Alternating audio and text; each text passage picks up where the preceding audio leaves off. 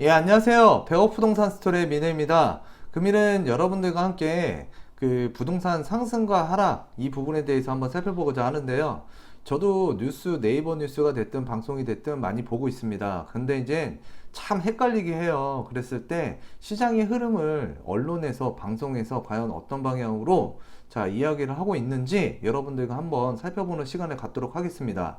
자, 그래서 지금 뭐 네이버 뉴스를 보게 되면 일단은 뭐 급등한 공시가격의 뿔난 주민들, 또 불확실성만 없애준 3기 신도시 서울 주택시장은, 이런 뉴스를 보게 되면 서울의 그 재건축 단지를 중심으로 해서 가격이 상승을 하고 있다. 그리고 이제 불확실성, 그러니까 서울에 공급이 없기 때문에 불확실성이 제거가 됐고, 자, 그 반면에 일단은 그 서울에다가 주택 공급을 안 하는 거잖아요. 그래서 이제 서울 외곽 쪽에다가 주택을 짓다 보니, 자, 그보다 입지가 떨어지는 2기 신도시, 예, 또는 1기 신도시 주민들이 좀 반발을 하고 있는 것 같습니다.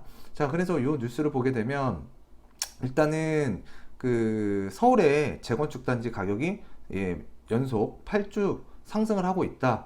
그랬을 때 지금 전반적으로 실거래 가격도 하락하는 기조 속에서 약간의 상승은 있을 수 있습니다. 자, 그 상승하는 폭, 요 부분에 대해서 좀 집중적으로 얘기하시는 분들이 많은 것 같아요. 그래서 지금 당장 이제 일시적인, 그 다음에 거래량이 많이 실리지 않은 이 시점에서 이걸 상승이라고 표현하기에는 좀 이른감이 있을 것 같고요. 좀 더 지켜봐야 될 것 같습니다. 하여튼 자, 요 해당 뉴스를 보게 되면 일단은 서울의 주택 가격이 좀 급등했다, 뭐 그런 그 내용의 기사들인데, 일단 여러분들 요걸 보게 되면 부동산 가격이 좀 뭔가 반등하지 않을까, 그래서 또 주택을 좀 이제 조금 그 매입 시기를 좀 늦췄던 분들도 좀 마음이 다급해져서 일단은 그 부동산 매입 문의를 많이 하시는 것 같아요. 자, 이런 뉴스가 하나 있고요. 또 그 반면에 또 이제 입주 폭탄 앞둔 서울 강동구 전세 시장은, 자, 그래서 강남권으로 번질 것인가? 자, 해당 뉴스를 보게 되면 또 이제 입주 물량이 강남 4구에 여파를 주고,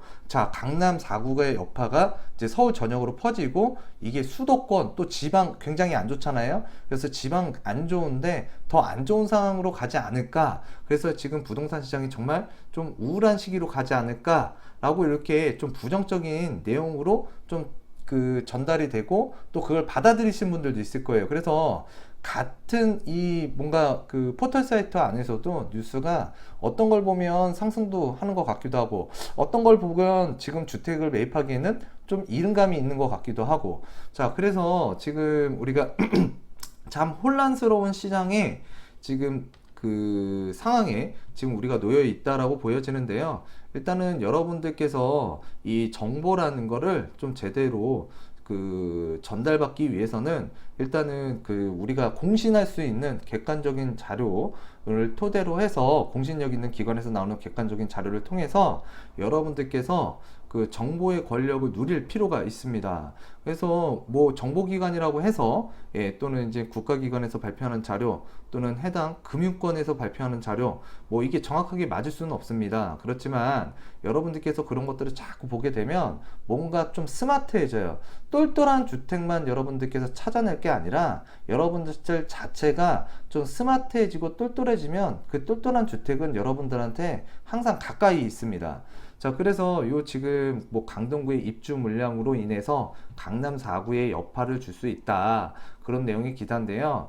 그리고 또 이제 지금 강동구 명일동 3위 그린 2차 아파트 전세 가격은 2년 전인 2017년도 5월 전용 면적 76제곱미터 3억 2천만 원이었으나 지난달에는 뭐 2억 5천만 원의 거래가 이루어졌다.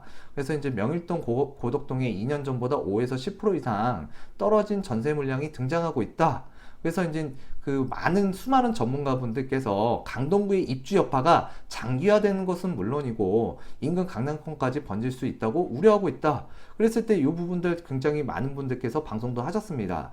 근데 이제 그 9,510여 가구의 헬리오시티 입주 여파는, 자, 우려와 달리 일시적인 현상으로 마무리가 됐지만, 근데 이거 마무리되지 않았어요. 그거는 확실하게 제가 짚고 넘어가겠습니다. 아직까지 마무리는 되지는 않았고요. 어느 정도, 예, 지금 생각과는 다르게 조금 빠르게 그 입주 수요가 이제 그 좀 해결되고 있는 상황인데요. 일단 아직까지는 마무리되지는 않았다. 요게 이제 팩트고, 자, 강동구의 경우 1내년까지는 대단지 입주가 예정되어 있는 만큼 일단은 그 강동구의 입주 물량이 다음 달부터 내년 2월까지 집중적으로 입주 물량이 예정되어 있는데, 일단 이 부분이 그 강남 4구의 그 전세 가격 또 매매 가격에 영향을 줄 수 있다라고 지금 많은 분들께서도 지금 여기에서도 얘기를 하고 있는데요.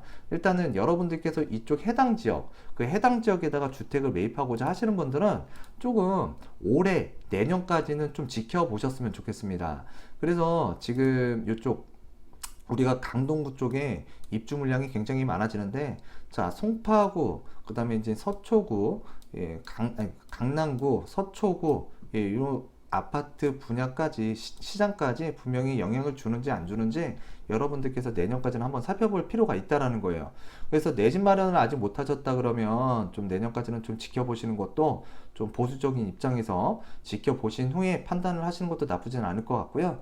좀 공격적인 성향이시다, 그래도 조금은 한번 그 강동구의 입주 물량이 시장에 어떤 반응을 일으킬지 확인해 보시고 투자를 하시는 것도 좋을 것 같습니다. 자, 그래서 이제 재건축 시장이 지금 뭐 8주째 상승을 하고는 있지만 거래량이 많이 실리지 않았다라는 거. 자, 우리가 주식이든 부동산이든 일단 거래량이 좀 실려야 된다라는 거 여러분들 좀 아셔야 될 것 같고요. 그래서 그 금일은 KB 금융지주 연구소에서 발표된 자료가 하나 있어요. 그래서 이제 그 2018년도 부동산을 진단했고요. 2019년도 자, 시장을 좀 전망을 했는데요. 제가 봤을 때는 뭐 조금 지난 보고서긴 하지만 일단 그 기존의 흐름, 그리고 또 예측하는 방향, 요 방향에 대해서 여러분들과 한번 살펴봤으면 좋겠는데, 제가 생각하는 방향과도 좀 비슷하다고 보고 있습니다. 그래서 요 자료를 보게 되면 일단 금융권 자료예요. 금융권. 자, 금융권에서는 일단 여러분들이 주택을 사거나 또는 신용상의 그 뭔가 대출을 이용할 때 금융권에서는 어느 정도 이 자금의 흐름에 대한 빅데이터를 갖고 있다는 거예요. 그래서 금융권에서 나오는 자료는 여러분들께서 꼭 한 번씩 그러니까 찾아서 한번 읽어볼 필요가 있다는 거예요. 그래서 여러분들께서 시간이 없기 때문에 제가 보통 이런 자료들을 많이 읽어보는데 여러분들과 한번 살펴보도록 하겠습니다. 그래서 이제 살펴보는데 일단은 그 제가 전부 다 여러분들과 살펴볼 수는 없어서 일단 파워포인트로 만들었고요. 그래서 이제 국내 주택시장의 중장기 추세 전망과 자, 순환 주기가 이제 나와 있는 연구 보고서예요. 그래서 지금 마이너스 나누기 곱하기 더하기, 그래서 이제 상승 추세에 대한 부분을 제가 이렇게 간략하게 나타냈는데, 한번 어떻게 지금 금융권 KB금융연구소에서는 예측하고 있었는지 한번 살펴보도록 하겠습니다. 그래서 이제 중장기 추세 전망 한번 살펴보게 되면 주택시장 전반, 자, 살펴보게 되면 시장 안정을 위한 정부의 규제 정책과 금리 인상, 거시경제 불확실성 등의 경제 여건 둔화로 가격이 하방 요인으로 자, 복합적으로 작용하여 당분간 매수 관망세를 유지하거나 하향 안정화를 하는 방향으로 전환이 될 것으로 예상하고 있습니다. 그리고 이제 매매 시장 같은 경우에는 국가 경제의 저성장 기조와 더불어서 규제 지역 추가, 부동산 세제 개편 등 정부의 시장 안정화 정책, 누적되는 아파트 입주 물량 등으로 가격 조정이 이루어지며 전국적으로 매매 시장은 하락세로 전환할 것이다. 자, 이렇게 이제 지금 매매 시장을 예측하고 있고요. 그 다음에 주택 매매 가격 전국 약 1% 정도가 하락할 것으로 전망하고 있는데, 자, 임대 시장 한번 살펴보게 되면은요. 실수요가 많은 일부 지역은 매매 시장의 관망세가 유지되면서 반사적인 효과로 전세 수요가 증가하거나 전반적인 입주 물량 증가로 신규 공급이 대거 이어지면서 임대 시장은 전국적으로 하락할 것으로 전망하고 있다. 그래서 이제 제가 봤을 때도 입주 물량이 늘어나게 되고, 또 이제 그 매수하는 타이밍으로 적절하지 않다라는 그 심리적인 요인 때문에 조금 전세로 좀 많이 물릴 수도 있어요. 그래서 일부 자, 지역별에 따라서 전세가가 좀 반등할 수도 있는 지역이 있고, 또 이제 신규로 공급되는 물량이 많은 지역 같은 경우에는 좀 하락폭도 지금 진행이 되고 있지만 좀 더 하락할 영향이 있다라고 여러분들께서 받아들이셨으면 좋겠습니다. 자, 그래서 이제 전국적으로 전세 가격은 약 2.4% 정도 자, 하락할 전망이라고 이제 이제 보고서에 나와 있는데요. 일단 이런 부분들 전반적으로 뭐 틀린 내용은 없는 것 같아요. 현재까지는.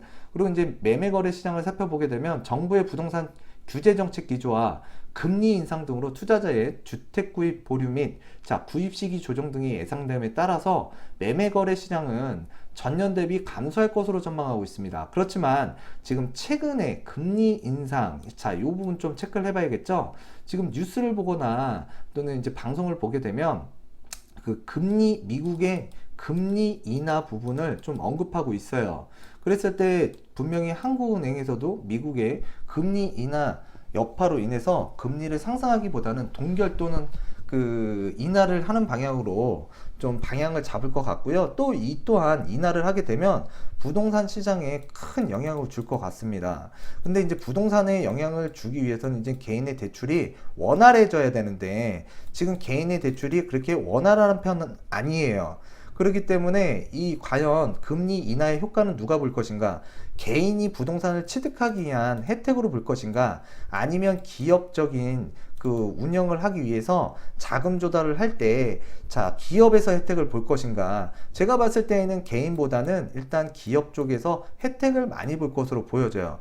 물론 금리가 인하됐을 때 경우를 말씀드리는 겁니다. 그래서 이제 주택 구입 시기 조정 등이 예상됨에 따라서 매매 거래 시장은 전년 대비 감소할 것으로 전망하고 있습니다. 그래서 금리 인상 인하 이 부분보다도 일단 부동산 규제 정책 이 부분이 조금 주택 매매 거래 시장에 영향을 많이 줄 것 같고요. 그래서 이제 주택 매매 거래 건수는 약 81만 건으로 5.5% 정도 감소할 것으로 지금 국민은행 KB 경영연구소에서는 예측하고 있습니다.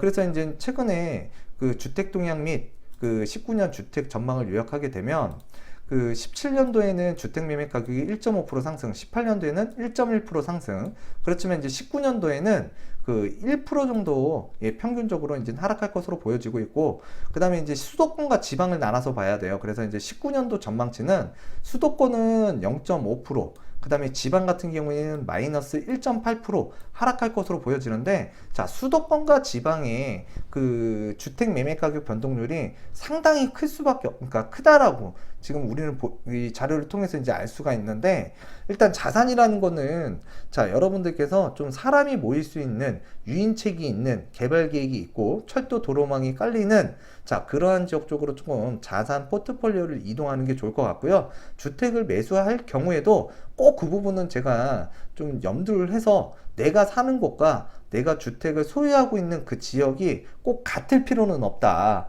그래서 여러분들께서 투자 지역 못지않게 또 물건 선택도 굉장히 잘해야 된다고 누누이 강조하고 있습니다. 전세 가격도 한번 살펴보게 되면 일단은 17년도에 0.6% 상승, 그리고 18년도에는 마이너스 1.8% 하락했습니다. 그렇지만 19년도에는 전세 가격이 마이너스 2.4% 하락할 것으로 보여지고요. 수도권과 지방 같은 경우에는 수도권 마이너스 2.2%, 지방 좀 더 안 좋은 것 같아요. 마이너스 2.7%. 전망치를 내고 있고요. 그래서 이제 우리가 수도권이든 지방이든 일단 신규 주택, 그러니까 신규 아파트 단지가 몰리거나 하는 지역 같은 경우에는 일단 전세 가격이 좀 하락할 수 있는 요인으로서 작용이 될 수 있으니 여러분들께서 주택의 매입 시기라든가 또는 내가 전세 자금이 좀 부족하다 그러면은 좀 입주가 많이 터지는 지역 쪽에다가 여러분들께서 신축 아파트 많이 선호하시잖아요. 신축을 원하면서 좀 저렴한 아파트 단지를 찾고 싶다 그러면 입주가 좀 터지는 지역을 여러분들께서 좀 살펴보셨으면 좋겠네요. 그래서 이제 19년치 매매 거래 건수도 17년도 95만 건, 18년도 86만 건에 비해서 굉장히 줄어든 81만 건 정도 지금 될 것이라고 예측하고 있네요. 그래서 이제 주요 기관에서 매년 1년마다 주택시장 전망치를 발표하고 있습니다. 그랬을 때 이제 정책적인 요인 굉장히 중요하죠. 또 이제 금리 인상 부분 등에 따라서 발생하는 오차가 분명히 있다는 거 여러분들께서 한번 살펴볼 필요가 있고요. 그래서 이제 정책적인 요인 이 부분을 한번 살펴보게 되면 19대 대선 17년도 5월 이후에 18년도 11월까지 약 1년 6개월 동안 부동산 관련 정책 발표 및 시행은 그 총 9번이 있었고요. 평균적으로 2개월마다 부동산 이슈가 발생이 됐습니다. 그리고 지금 2019년도에 들어서도 3기 신도시 발표안도 있었고요. 그 다음에 이제 공시지가 현실화. 자, 계속적으로 뭔가 자꾸 나와요. 그럴 때마다 전세가는 이 붉은색 선이고요. 매매가는 자, 파란색 선으로 보면 되겠는데, 이런 정책적인 이슈, 그 다음에 이제 금융 이슈, 그리고 이제 우리가 그 주택 공급에 관한 이슈, 그럴 때마다 상승과 하락, 뭔가 계속 반등하고 하락하고, 자, 전세가도 마찬가지로 뭔가 이렇게 하락 기조로 갔다가 또 상승도 하고요. 또 이제 입주 물량이 많이 터지는 것 같은 경우에는 또 하락도 할 수 있습니다. 그랬을 때 여러분들께서 자, 규제라는 게 지금 우리가 1년이라는 기간을 예측한다라고 봤을 때 지금 지금 예측한다라고 봤을 때 일단 요 상황을 좀 생각해 보셔야 될 것 같아요. 2달에 한 번씩 정책이 발표됨에 따라서 뭔가 예측하는 방향이 좀 틀려질 수가 있다는 거거든요. 그래서 지금 이 표를 나타내고 있고 설명을 드리는 건데, 여러분들께서 요번에도 이제 3기 신도시 발표안에 따라서 지금 그러니까 수도권 안에서도 분명히 자, 양극화 현상을 보이고 있습니다. 그래서 이제 서울 같은 경우에는 아까 뉴스에서 보시다시피와 같이 자, 공급이 서울 외곽 지역에서 이루어지다 보니까 일단 서울 수도권, 그러니까 서울 안에 있는 그 신규 아파트, 그 다음에 이제 앞으로 구축에서 신축이 될 수 있는 재건축 단지가 8주 연속 지금 상승을 하고 있다. 그리고 이제 우리가 그 수도권 외곽 지역에 좀 입지적 가치가 좋아지고 앞으로 교통정책이 선반영되는 3기 신도시가 발표된 그 지역보다 입지가 떨어지는 2기 신도시 또는 1기 신도시의 자, 주택 가격은 조금 안 좋은 것 같고 거래도 안 되는 것 같습니다. 자, 그래서 우리가 1년을 놓고 보게 되면 3기 신도시 발표안이 나왔을 때와 안 나왔을 때 그 차이가 크기 때문에 뭔가 이런 데이터 같은 경우에도 뭔가 예측 프로그램, 그러니까 플러스 마이너스 오차 범위가 달라질 수도 있다라는 거예요. 그런 것들을 여러분들께서 한번 참조를 하셨으면 좋겠고요. 그래서 이제 예측 기간이 길어지면 길어질수록 자, 전망치와 실제 값의 차이는 확대될 수밖에 없다. 그래서 이제 부동산 관련 이슈가 많았던 17년도 이후에 두드러진 양상을 보이고 있는데, 일단은 주택 가격이라고 보시면 돼요. 매매 가격 예측치인데 일단 매매 가격이 13년도부터 꾸준하게 우상향을 하고 있습니다. 자, 그랬을 때 여기 가운데 보이는 이 붉은색 선, 자, 붉은색 선이 지금 지금 선이 지금 예측 가격이라고 보시면 될 것 같은데, 일단은 최대 범위, 자, 최대 범위라고 하면 뭐 여기에서 보시면 이 부분이 이제 플러스 마이너스 5% 차이 또는 예측 오차 플러스 마이너스 10% 차이인데, 일단은 주택 매매 가격 차이가 18년도 자, 시점으로 보게 되면 일단 플러스 10% 정도 오차가 있었다. 그래서 주택가격 상승률이 높았다라는 걸 알 수가 있겠고요. 그 다음에 이제 전세가격 예측치 같은 경우에는 일단은 전세가격도 꾸준히 올라가다가 자, 완만해지고요. 그 다음에 이제 하락하고 있습니다. 자, 전반적으로 이제 붉은색 선. 자, 우리가 여기에서 보게 되면 요 붉은색 선이 지금 예측하고 있는 전세가격 추이였는데요. 일단 마이너스 플러스 5% 범위인데 마이너스 5%에서 어느 정도 정확도, 그러니까 그 예측 오차에 따라서 지금 우리가 기준치, 뭔가 전세 가격에 그 예측하고 있는 지수에서 조금 떨어지는 가격대에 지금 현재 놓여 있다. 그랬을 때 지금 우리가 뭔가 플러스 마이너스 오차 범위 5%에서 10% 정도는 지금 그 정책적인 요인 때문에 그 좀 벌어졌다라고 볼 수 있겠는데요. 여러분들께서도 자료를 보실 때 일단은 뭐 한국감정원이든 뭐 국토연구원이든 또는 주택산업연구원이든 또는 여기서 지금 보시는 바와 같이 금융권의 자료를 볼 때에도 플러스 마이너스 요인을 여러분들께서 좀 감안을 해서 추측, 예측해가는 거예요. 그래서 지금 3기 신도시 발표 이후에 양극화 현상이 일어났다 그랬잖아요. 그래서 그 어떻게 시장이 국지적으로 지역별로 달라질 수 있고 물건에 따라서 어떻게 가격, 전세 가격이든 매매 가격이든 달라질 수가 있는데, 거기에서 플러스 마이너스 오차를 좀 생각하셔서 예측해서 맞춰가셨으면 좋겠습니다. 뭐 이 세상에 뭐 가격은 몇 년도 몇 월에 얼마야, 어떤 단지는 뭐 1억이 오를 거야. 이거는 뭐 누구도 못 맞춰요. 그렇기 때문에 지금 현재 주어진 조건값에서 예측하시는 그 추측력을 키우는 게 굉장히 중요할 것 같습니다. 자, 그래서 지금 그 부분을 한번 살펴봤고요. 그래서 이제 중장기적인 추세 전망. 그래서 2019년도, 20년도에는 매매 가격이 어떻게 갈까? 그랬을 때 이 부분이 굉장히 중요했던 것 같아요. 여러분들한테 전달하고 싶은 내용도 이 부분이었던 것 같고요. 매매 가격은 하락 추세 중심으로, 자, 하락하고 있다라는 거예요. 그러니까 상승해서 뭔가 이제 하락 기조로 빠지고 있는데 소폭 상승 가능성도 존재할 것으로 전망되나? 자, 이 얘기는 뭐냐면 지역별로 좀 뭔가 우리가 평균의 함정에 빠지기보다는 지역별로 또는 물건에 따라서 좀 달리 그 가격의 변동폭을 좀 예측해야 될 것 같고, 자, 하락 추세를 중심으로 뭔가 이렇게 상승도 했다가 이렇게 좀 떨어지면서 상승도 했으면서 떨어지면서 뭔가 아래로 떨어지는 추세에서도 반등이 있고 하락이 있을 수 있다. 그렇게 이제 우리 KB 금융지주연구소에서는 예측하고 있는 것 같습니다. 저도 물론 이 부분에 대해서 동의를 하고 있고요. 그래서 이제 전세 시장은 하락 추세 당분간 지속될 것으로 전망된다. 왜? 지금 서울뿐만이 아니라 전국적으로 지방은 특히 심해요. 그래서 이제 뭔가 입주 물량이 많이 터졌고, 자, 시장에는 세입자가 부족한 상황입니다. 세입자. 왜 2017년도, 15년도, 16년도, 17년도, 18년도에 우리가 택지 개발이 많이 됐고 또 이제 주택 공급도 많이 했습니다. 그래서 우리가 세입자로 살던 분들이 아파트 청약에 당첨이 돼서 많이들 나갔어요. 근데 이제 서울의 주택 가격은 높아졌고 또 그로 인해서 전세값도 많이 높였었는데, 지금은 서울도 지금 녹록치 않은 상황에 놓여 있기 때문에, 왜? 입주 물량에서 일단은 자유롭다라고 할 수 있는 그 지역이 전국적으로 그렇게 많지는 않은 것 같아요. 서울도 물론 빼놓을 수는 없고요. 그래서 이제 아까도 앞서서 말씀드렸다시피 강동구에 이제 입주되는 아파트, 또 송파구에 입주되는 아파트, 자, 그다음에 이제 강남구에 입주되는 아파트들이 있기 때문에, 자, 요 부분들이 어느 정도 내년까지 굉장히 대단지들이 이제 기다리고 있잖아요.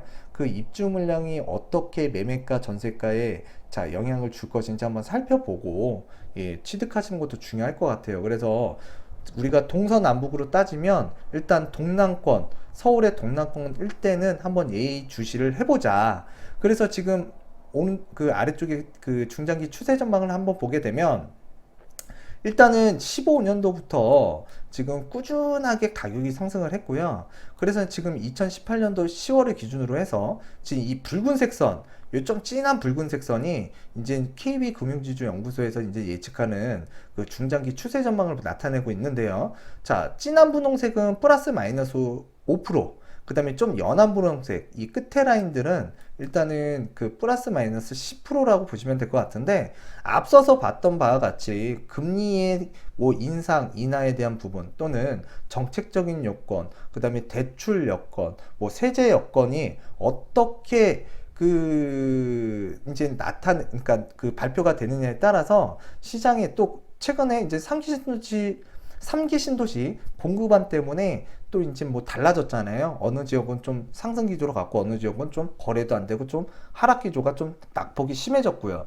자, 그런 플러스 마이너스 부분이 있는데, 일단은 전반적으로 자, 요 라인으로 하향 안정세로 좀 이어질 것 같다. 자, 이 안에서도 지역별에 따라서, 물건별에 따라서 자, 올라가는 지역도 있을 거고 뭔가 떨어지는 지역도 있을 거고요. 지금 전반적으로 이렇게 좀 하락 추세인데, 자, 상승과 반등, 자, 그리고 이제 하락과 반등 하면서 전반적인 하향 추세로 갈 것이다. 그렇지만 가격 그래프가 뭐 급격하게 뭐 가격이 하락하거나 또는 폭락하거나, 자, 그러지는 않을 것 같습니다. 어느 정도 상승이 많이 됐기 때문에 자연적으로도, 예, 놓게 되면 일단 뭔가 조정이 필요한 거예요. 조정. 자, 조정은 우리가 뭐 폭락이라고도 얘기할 수 있겠지만, 조정은 자, 뭐 어떤 분들은 이렇게 얘기하시는 분이 있어요. 좀 저도 이렇게 표현을 하고 싶은데, 아름다운 조정이다. 왜? 이때 우리가 시장의 진정한 가격, 뭔가 급하게 올라왔던 급등에 대한 부분을 한번 우리가 심리적인 요건으로, 자, 주택 가격이 너무 상승이 많이 되면 사람들이 어떻게 되죠? 뭔가 벽에 부딪혀요. 그래서 그 벽에 부딪히다 보면, 자, 매수세도 그렇고요. 또 공급 물량으로 따지게 되면은, 자, 이렇게 입주가 많은데, 자, 서로 경쟁적으로 뭐 전세를 맞춰서 또 잔금을 맞춰야 되는 상황이 또 오게 되잖아요. 그래서 여러 가지 조건들이 이제 부합하게 되면, 뭔가 조정이라는 게 이제 오게 되는데, 자, 그래서 우리가 이제 사이클이라는 걸 살펴볼 수 있습니다. 사이클. 자, 그래서 이제 뒤에서 살펴보는 거는 이제 사이클일 텐데요. 여기서 일단 마무리 지어드리면, 전반적으로, 자, 하향 추세 중심선에서 소폭의 상승과 소폭의 하락은 분명히 존재하고요. 어느 정도 가격이 올라온 그 피로감에 대한, 자, 조정은 하향, 그렇다고 급격한 하락이라는 건, 자, 그러니까 좀 어렵다. 그래서 전반적으로 뭔가 아름다운 조정이 이루어질 것 같다. 그렇지만 일단 국지적으로 좀 많이 떨어지는 지역도 분명히 있을 거고요. 좀 이 하락하는 기조 가운데서도 가격을 버티고 또는 소폭 상승하는 지역도 있을 겁니다. 그래서 제가 말씀드리는 건, 자, 앞으로 우리가 주택을 예측을 하더라도 이제 정책적인 요인, 뭐 세제적인 요인, 자, 유동성, 그 대출 규제에 대한 부분들, 그런 것들을 또 금리 인상인지 인하인지에 따라서, 예, 좀 달라질 수도 있다. 지역별로, 물건별로. 자, 그래서 이제 그 매매 가격 중장기 추세 전망을 한번 살펴봤고요. 그래서 이제 전세 가격도 마찬가지예요. 가격이 많이 올라갔다가 지금 조정받고 있는데, 자, 1년 뒤에 분명히 떨어져 있고요. 2년 뒤에도 분명히 떨어질 것이라고, 자, 우리가 이제 KB 금융지주연구소에서 지금 이렇게 지금 예측을 하고 있는데요.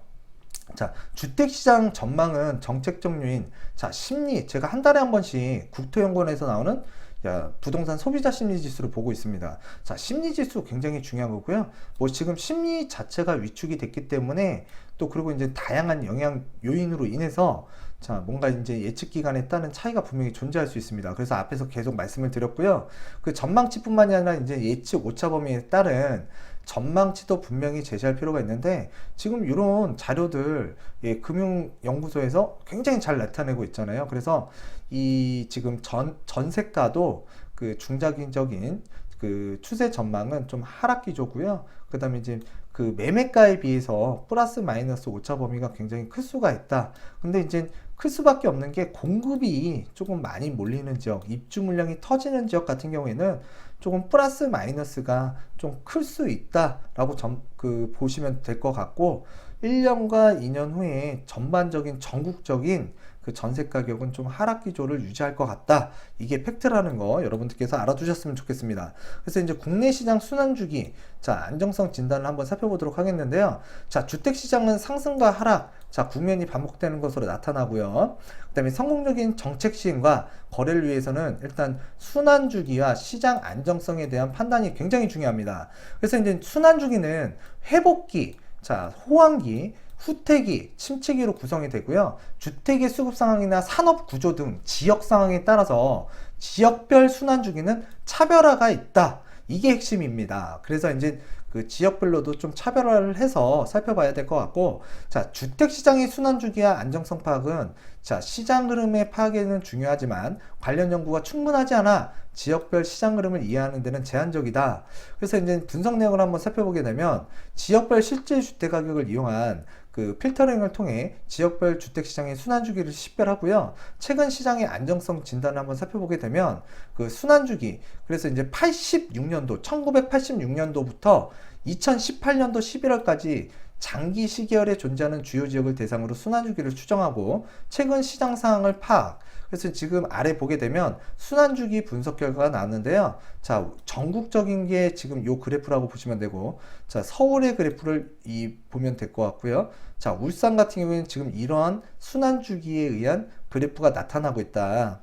그래서 요거 좀 이따 말씀드릴게요. 자, 최근 주택시장, 그러니까 주택경기 흐름이 시장에서 감당할 수 있는 범위 내에서 순환 변동하고 있는지에 대한 안정성을 좀 진단했고요. 그래서 이제 서울은 호황기인 반면, 자, 그 외 지역 주택시장은 침체기 내지 회복기로 분석되어 지역 간 순환 주기가 동행하지 않다라는 거. 자, 그래서 우리가 작년에 보게 되면은, 자, 서울이라든가 수도권의 거래가 그 9.13 대책 이후에 좀 멈췄는데, 우리가 5대 강역시, 5대 강역시에서도 정말 가격적으로 좀 에너지가 강했던 곳이 바로 대전과 광주, 대구였습니다. 그래서 이제 지역별로 뭔가 순환 주기가 동행하지 않았다. 자, 그리고 이제 그 전국의 주택시장은 86년 이후 6번의 순환 주기가 진행됐고요. 2017년도 1월부터 제7순환 주기가 시작되었으며 현재까지 21개월째 침체기가 진행되고 있다. 전국 주택시장에 대해서 말씀드리는 겁니다.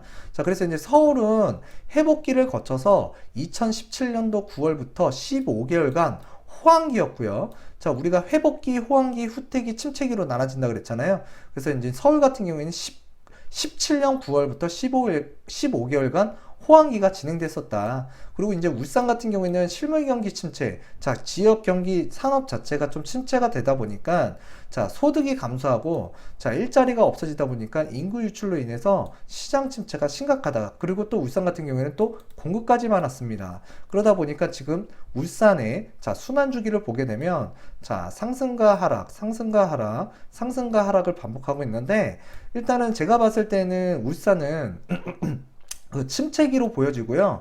앞으로 지금 이 침체기도 이제 언제, 어느 기간이 소요가 되고, 자, 앞으로 회복기로 갈 건지, 그것도 이제 살펴봐야겠지만, 그게 정말 중요한 포인트죠. 투자의 포인트. 그렇지만 이제 앞으로 그 울산을 바라볼 때는 지금 현재는 침체기라고 보시면 될 것 같고, 언제 회복기가 오느냐예요. 그러니까 내가 매입을 해서 회복기를 짧게 갖는 게 우리가 이제 가성비가 좋은 거겠죠. 그래서 지금 울산은 지금 그 침체기로 보시면 좋을 것 같고, 서울 같은 경우에는 2018년도, 예, 그래서 11월까지는 그 뭔가 회복기로 보여졌는데, 일단은 지금 현재 2019년도 5월, 6월까지는 지금 뭔가 시장의 흐름이 안정세로 이어지고 있다라는 점.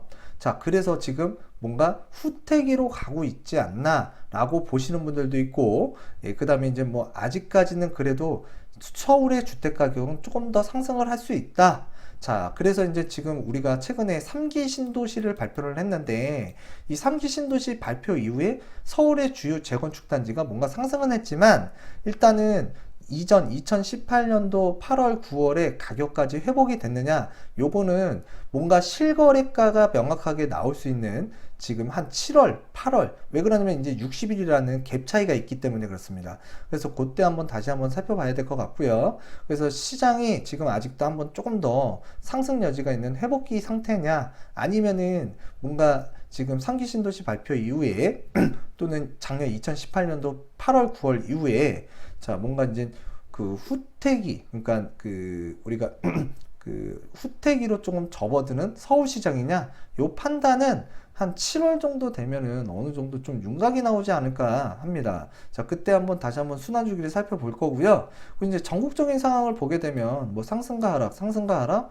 상승, 하락, 상승, 하락. 그렇지만 에너지는 지금 점점점, 예, 이렇게 지금 하나 방향이 없고요. 상단점을 또 이어지게 되면 뭔가 이렇게 지금 만나고 있는데, 과연 이 만나고 있는 이 시점에서 뭔가 하락 기조로 전반적으로 갈 것인지, 아니면 뭔가 상승 기조로 갈 것인지, 아직까지는 뚜렷하진 않지만, 일단 수도권 안에서도 서울, 경기, 인천, 집값이 다른 흐름을 보이고 있습니다. 자, 그리고 이제 수도권과 지방, 그리고 5대 가격시 지금 다른 흐름을 보이고 있는데, 일단은 이 그래프는 전국적인 현상을 보여주고 있습니다. 그랬을 때 지금 현재 전국적으로 평균적으로 보게 되면, 일단은 시장의 흐름이 하향 안정세로 지금 가고 있다라는 거, 그 지방 같은 경우에 좀 그게 극심하고 낙폭이 큰 지역도 있다라는 거. 그래서 자, 그런 것들을 지금 평균적으로 우리가 살펴봐야 되는 것, 또는 지역별로, 물건별로 조금 공급 물량, 입주 물량, 그리고 정책적 요인, 또는 이제 세제적인 부분, 자, 그 다음에 이제 유동성, 그리고 금리 인상인지 인하인지 따라서,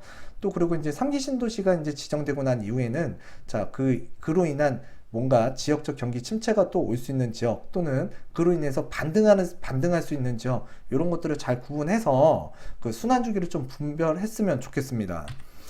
그래서 이제 주요 지역별 그 주택시장 순환주기 지속표인데요. 지금 서울 같은 경우에는 2018년도 8월, 9월 시점으로 보게 되면 이제 호황기였습니다.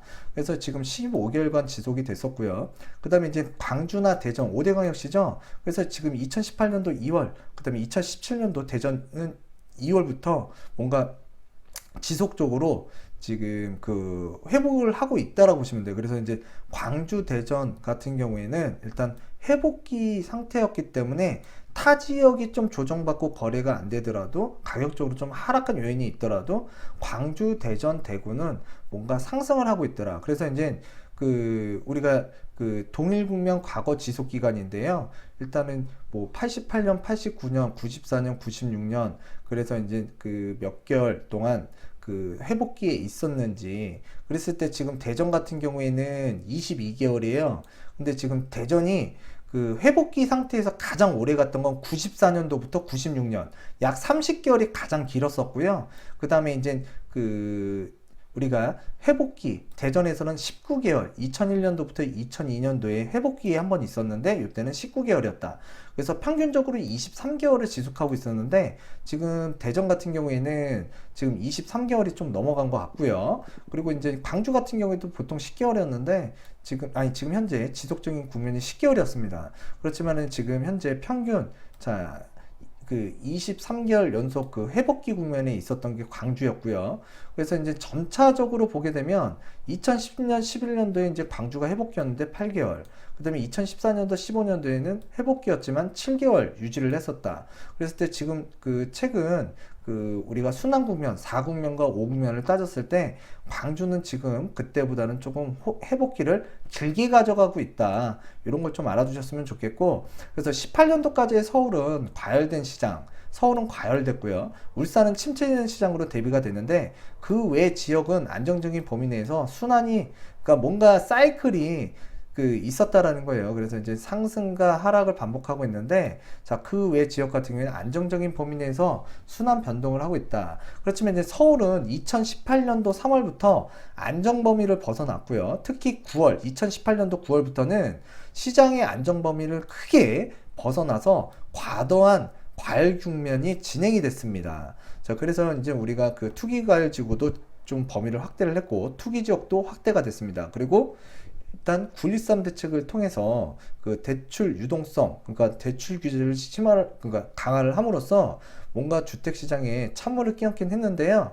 지금 뭐 일단은 그 공급적인 측면에서 3기 신도시, 3기 신도시가 지금 서울의 집값 어떻게 변동성을 줄 것인지, 그리고 앞으로 그 강남 그 강동구에서 이제 입주하게 될 그 대단지 아파트가 뭐 내년 2월까지 굉장히 많이 공급이 되는데 그런 공급과 수요에 관한 부분에 의해서 서울의 시장이 어떻게 갈 것인지 한번 여러분들께서 한번 살펴봤으면 좋겠고요.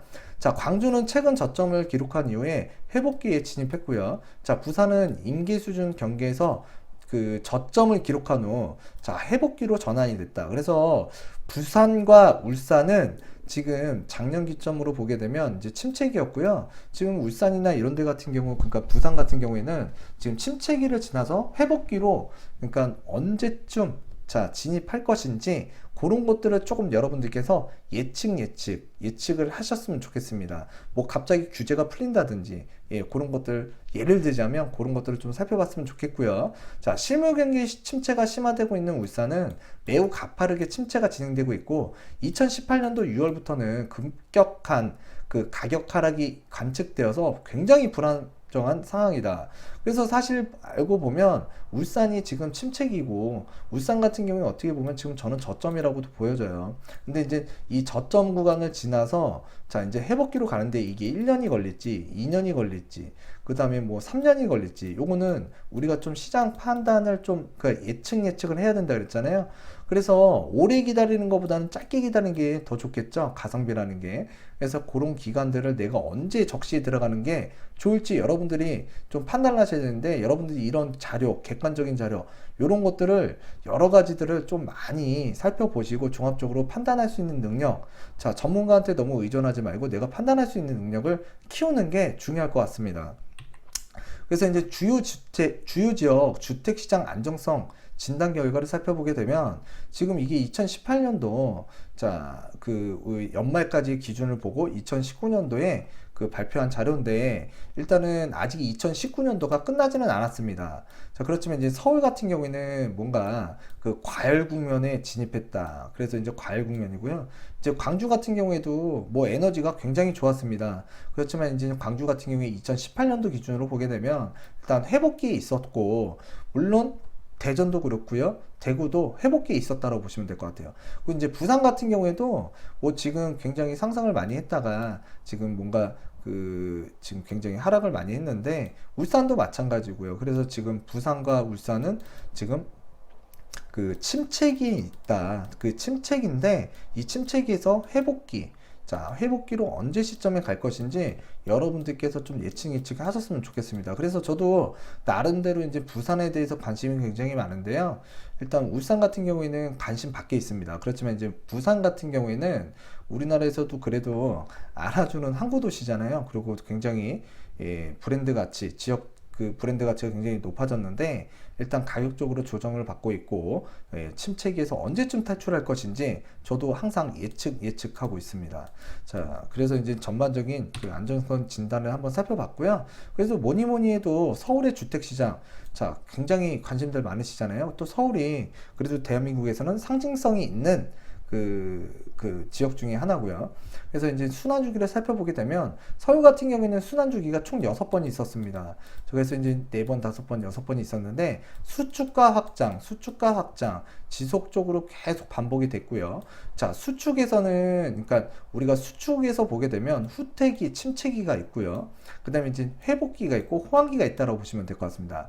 그래서 이제 후퇴기 같은 경우에는 뭔가 고점에서 내려오고 그쵸? 내려오고 이제 침체기 같은 경우에는 좀 더 하락을 한 다음에 요 부분이에요. 요 부분. 그래서 이제 또 회복기는 이렇게 지금 이제 우리가 좀 이제 상승의 그 초기 단계라고 보시면 될 것 같고 호황기 가격 상승률이 가장 높고 가격이 많이 오른 상태죠. 자, 그래서 여기가 이제 호황기라고 보시면 될 것 같고요. 그 다음에 이제 또 다시 뭔가 경기라는 건 순환 사이클이잖아요. 그래서 이제 그 뭔가 이렇게 좀 꺾이는 요 선이 다시 후퇴한다라고 보시면 될 것 같아요. 그래서 이런 상승과 하락 반전을 약 6번 정도 가졌던 게 서울이라고 보시면 될 것 같고요.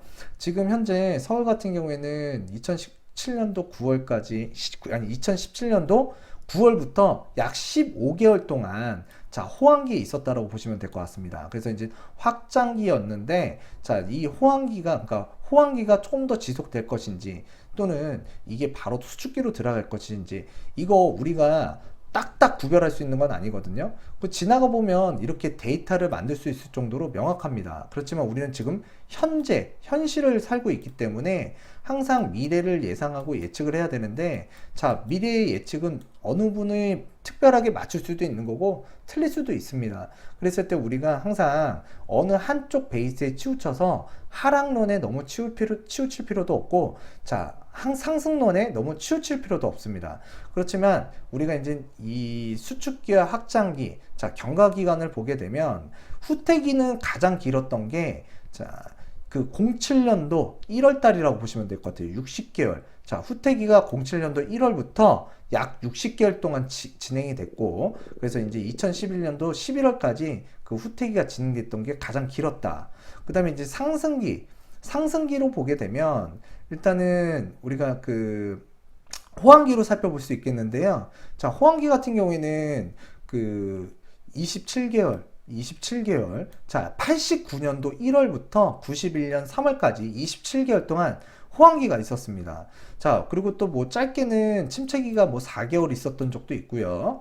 그 다음에 이제 그 후퇴기가 4개월이었던 적도 있고, 침체기 10개월. 그래서 14개월 이후에 다시 회복기를 거쳐서 호황기를 거쳤던 그 서울의 그 순환주기가 뭐 이 세 번째, 그러니까 세 번째 순환주기였다고 보시면 될 것 같은데, 지금 그 우리가 육국면, 자, 진입했다라고 지금 육국면에 이제 진입했다라고 볼 수 있는데, 일단은 육국면에서도 보게 되면 수축은 13, 그 다음에 침체는 4개월, 회복기는 6개월, 그 다음에 지금 호황기는 15개월. 그래서 이제 2015년도부터 지금 2018년도 8월, 9월까지 예, 뭔가 후퇴와 침체, 회복, 호황을 이렇게 이제 그 뭔가 이 6번의 큰 흐름에서 한번 다시금 반복이 된 건데요. 여러분들께서도 자, 그 분명히 이 주택이라는 건 사이클이 있고요. 지금 본 바와 같이 그 우리가 항상 예측을 해야 됩니다. 예측을 해야 되고 좀 객관적인 자료를 여러분들이 많이 보셨으면 좋겠고, 그리고 이제 금융기관에서는 여러분들이 살아가는 데 있어서 필요한 자 주택을 매입할 때 또는 자동차 뭐 그 매입할 때 보통 이제 우리가 금융기관을 이용하잖아요. 그래서 이제 레버리지를 이용하기 때문에 자 금융기관에서는 여러분들의 소득과 또 이제 여러분들이 주택을 매입할 때 그 어느 지역에 얼마만큼 자본을 들여서 예, 주택을 매입하는지 모든 정보를 갖고 있는 그 기관 중에 하나가 자 은행이라고 보시면 돼요. 그래서 은행의 자료는 여러분들 조금 유심히 잘 보셨으면 좋겠고요. 그리고 이제 KB 같은 경우에는 일단 좀 부자 보고서라든가 또는 그 좀 있는 분들 위주로 좀 보고 자료가 많이 나오고요. 그다음에 이제 뭐 신한은행이라든가 또는 하나은행 같은 경우에는 좀 중산층, 중산층이라고 할 수 있는 일반인이 자 겪고 있는 그러한 현상에 대한 보고 자료가 좀 많이 나온다. 그래서 여러분들이 이제 그 소득 수준에 맞게끔 뭐 다 보시면 좋아요. 그렇지만 소득 수준에 맞게끔 여러분들이 조금 금융기관을 선별해서 보시는 것도 굉장히 중요할 것 같습니다. 그래서 그 서울의 주택시장 분명히 상승기와 하락기 있는데 결론은 이겁니다. 여러분들이 지금 보기에 아까 앞서서 자료를 보신 바와 같이 아니 뉴스를 보신 바와 같이 그 상승은 어떤 뉴스 보면 상승할 것 같기도 하고 어떤 뉴스를 보게 되면 하락할 것 같기도 하고 갈팡질팡하지만 시장이라는 거는 자 하락과 상승이 분명히 계속적으로 반복되는 이런 순환 주기가 있다.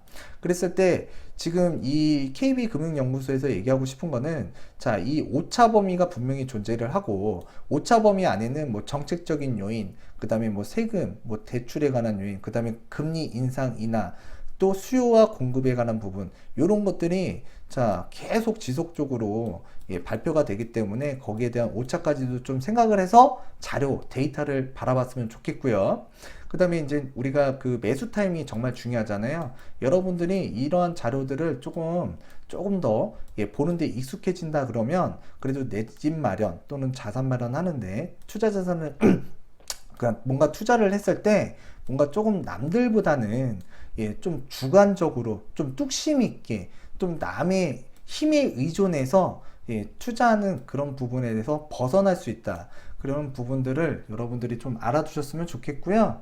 그래서 지금 이 주택 시장 여러분들이 상승과 하락 분명히 그 순환 주기가 있다라는 거 다시 한번 좀 새겨 들으셨으면 좋겠고 이 순환 주기가 이 전국에 정말 우리가 수도권에 인천, 경기, 서울이 있고 또 5대 강역시도 있고 뭐 인구 10만 이하 또는 30만 이하, 50만 이하 자 시군구가 있습니다. 그랬을 때 이 지역별 순환주기는 다르게 나타나고 있다. 그래서 순환주기에 그 평균의 함정에 빠지지 말자. 제가 항상 얘기하는 게 데이터의 평균은 참고만 하시고요. 내가 관심이 있고 내가 살아야 되는 집 또는 내가 취득해야 되는 주택에 해당 지역에 순환주기는 다르다라는 거 그런 것들을 좀 참조해서 여러분들께서 주택을 취득하시고 특히나 자 수요와 공급에 관한 자 변수가 많은 2019년도 2020년도가 될 텐데요.